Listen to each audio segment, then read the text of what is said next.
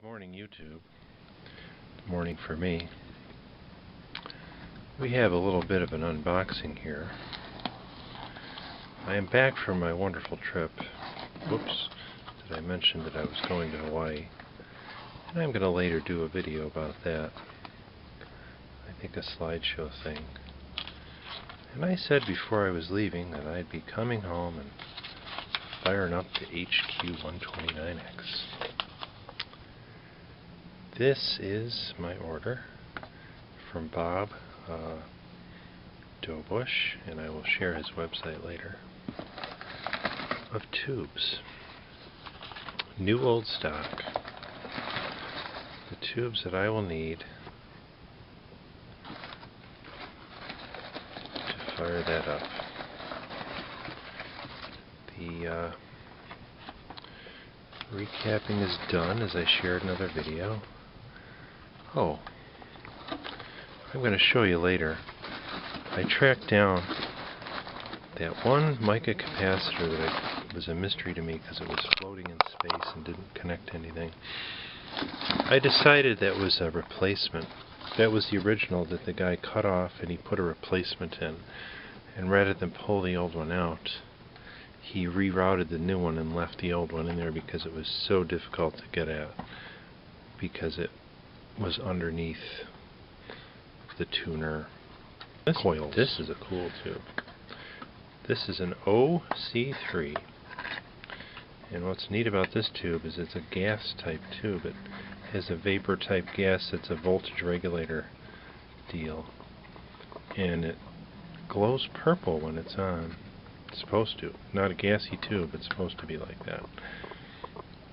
OC3. And the one that was in my radio was weak too. So there you go. There's three of the metal the 6SS7 and those two. And I'll be back with the radio up on the bench here and the tubes in it, and it'll be our first power up of the Hammarlund HQ129X after 2 long weeks of waiting. See you soon. We're back and the tubes are in the radio. We have all our tubes in, and including our new solid state rectifier, so that'll be an interesting experiment there. The setup here, I have my end-fed antenna plugged into the back. That's out in my backyard. Hooks around out the window in the back of the house. For a speaker, I'm using my Kenwood SP520, which is an 8 ohm speaker, which is for my Kenwood ham radio. And I don't have a Variac yet. Someday I'll get one. In the meantime, yes, I do use a dim light bulb tester, which I know some people frown on those and say they're not good for anything. I don't totally agree, because you get some feedback from the light, and if you have a short or something really bad, you're going to know. At least it tells you. You know, it doesn't limit the voltage like a Variac, I realize that. Although it does limit it, but it's not in the same way. Okay, so everything is hooked up, and this will be the first power up here. I've got a lot of glare on the front of this. I don't know where it's coming from because I have more than one light, plus I think it's coming from outside. Hang on just a minute. Let's close the shade a little. I think that glare was somewhat from outside. Okay. We are on the broadcast band, and here we go.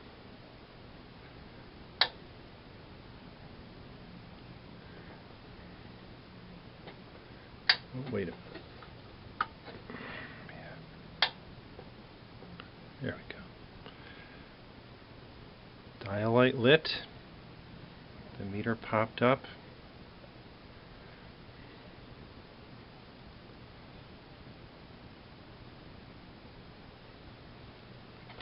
Tubes are lit. I don't know if you can see that. That's that voltage regulator tube that glows. I can see it. I don't know if it comes through on the camera.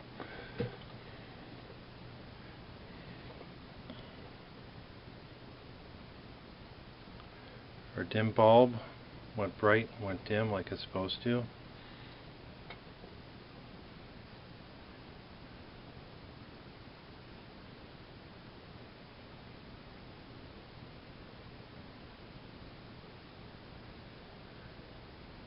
So far we have absolutely nothing out on the audio. I am on receive.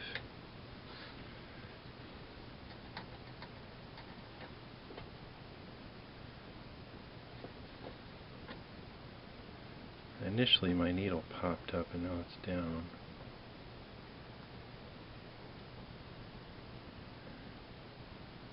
I don't see it going. If it was a speaker or audio output problem, I would expect that needle would be bouncing a little bit with stations changing. I'm turning the dial. Nothing. I have the automatic. Put that on manual. Noise limiter off.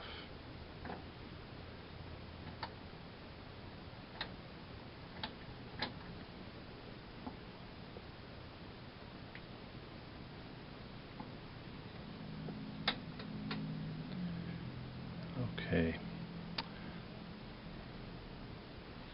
It's on, it's lit. We have no audio at all. So I'm going to come back after I check my connections, check my speaker. Okay, we're back. I have to confess, I turned it on off camera just to see what was going on. I've eliminated the dim bulb tester. And I've had this before. Sometimes these things drain so much power and I don't know what my power is out using it to the radio. It doesn't have enough voltage to drive the radio, so I've disconnected the dim bulb tester and I have it down. It's plugged into my isolation transformer. And here we go. Needle popped right up. Tubes are lit. And now I'll hopefully hear my audio.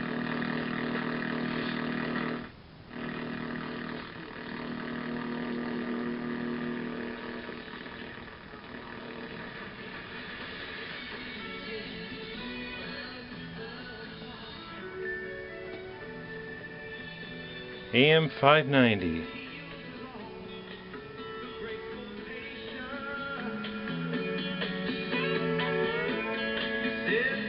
AM 590 is the strongest radio station in the Albany, New York area. They play all oldies.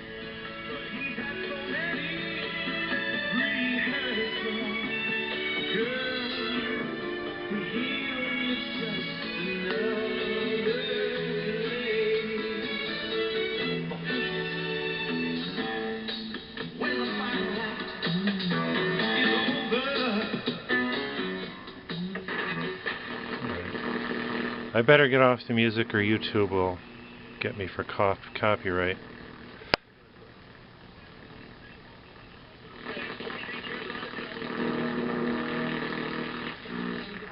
Your comment was that, you know, they're really trying to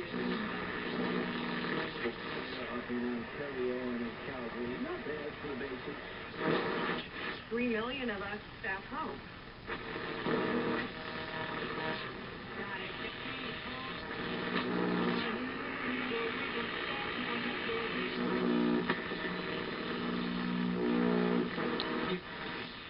You know what else? That popcorn guy needs to step his game up.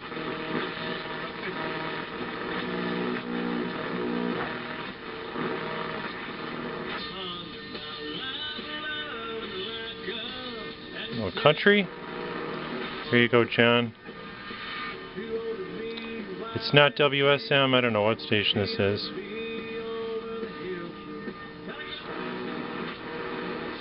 Okay, the broadcast band works. Let's switch it over. Now it's the middle of the morning. I guess we'll try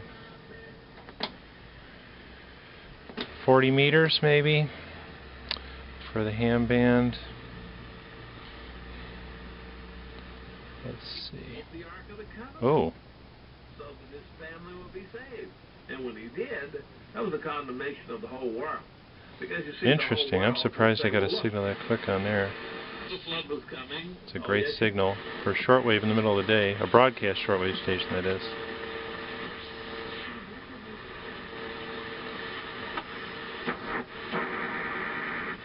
Well, let's see if we can get the time server.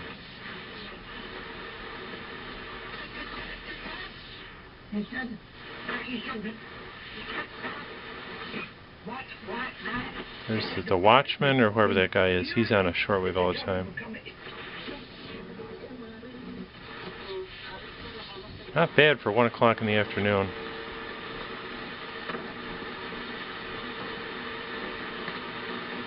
Let's get down to the ham band.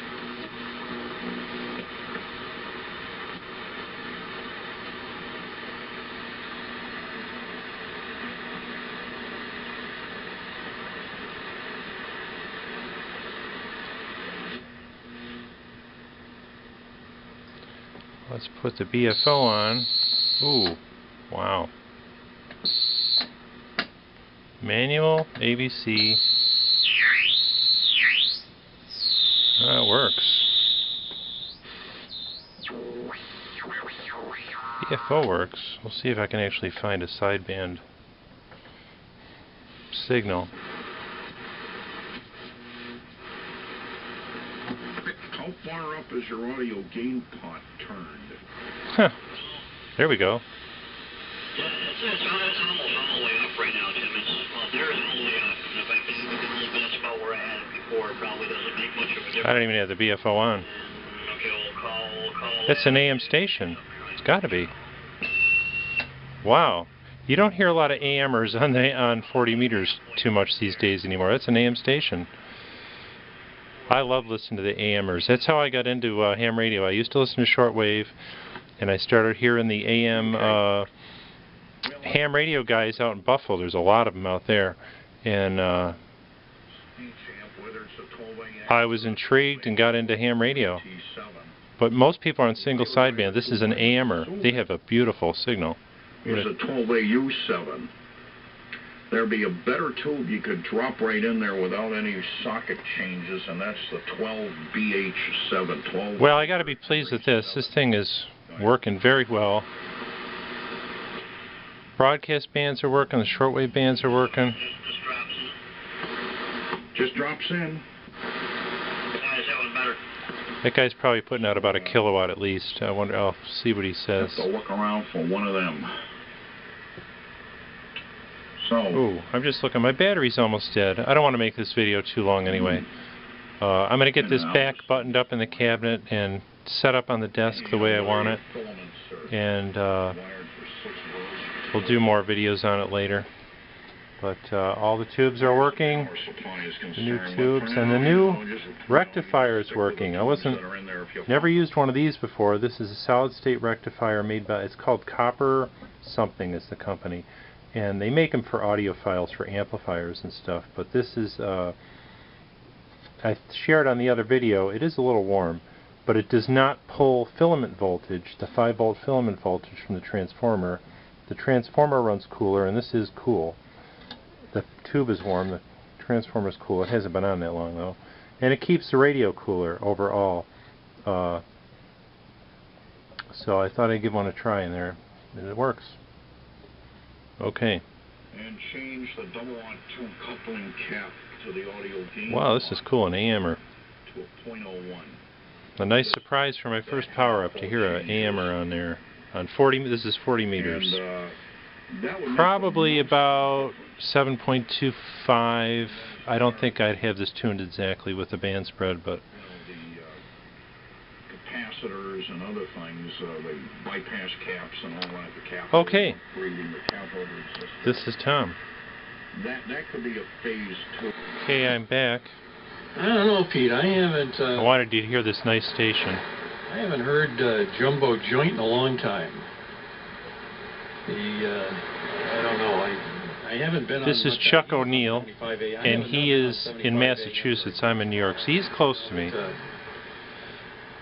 We have some beautiful AM signal. Activity, most of my available operating time. And I looked him up on the QRZ, and look at this array he's got. Venture up to 160 for a schedule. And this that's about it. Is his transmitter that you're hearing him on right now. That's an AM transmitter. Okay, Chuck. Yeah, I haven't talked to Jumbo Joint in a long time. probably as long as it's been since I've talked to And you. he built that. Just curious, you know, you start thinking There's back the to all the old amplifier, people you remember from years ago, and I then they go, believe. oh, yeah, jumbo joint. And there's the two So, 400 transmitting I tubes, think he got into the hot rod thing, didn't he? Pretty sure.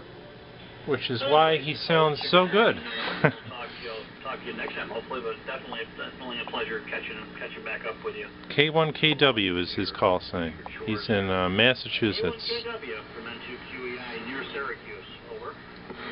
Yeah, okay, Pete. Well, catch you later. Good to hear you. And yeah, I've been getting on 40 a little more often. I just completed another AM kilowatt transmitter, which I guess I'll put some pictures of it up on the That's it. QRZ.com. He's talking about it. Sapira 4400s, plate modulated with a pair of 3-500Zs. So I put that thing on from time to time. That's downstairs in my shop or my He's lab, not on or it whatever right you now. wanna call it. It's not even on. He said he was on a Flex 5000. He must be just running 100 watts. But he's in Massachusetts, close to me. To get on with that, I got an 75A4 receiver I use with it. So Okay, I just wanted you to hear this really nice AM signal. This the HQ129X is working beautifully. And this is Tom. Quick little update here, adding to the end of my video. As you can see, I've set the radio up, the HQ129X. I have the Kenwood back set up, and I'm putting up a new antenna project, and I'm going to be showing that on a separate video. The reason I'm tuning in right now is I wanted to show that this thing is dead on. I will not need to do an alignment. This is set at 7.850. I don't know if the camera's going to show it. The glare on the dial's too much. Take my word for it. It's exactly 7.850. And that is the frequency 7.850 for the Canadian National Measurement Standard radio broadcast station. And it's dead on. It's right on the right station, so I'm not even going to align this. It's perfect. New capacitors, replace the old tubes, and it's working beautifully. This is Tom.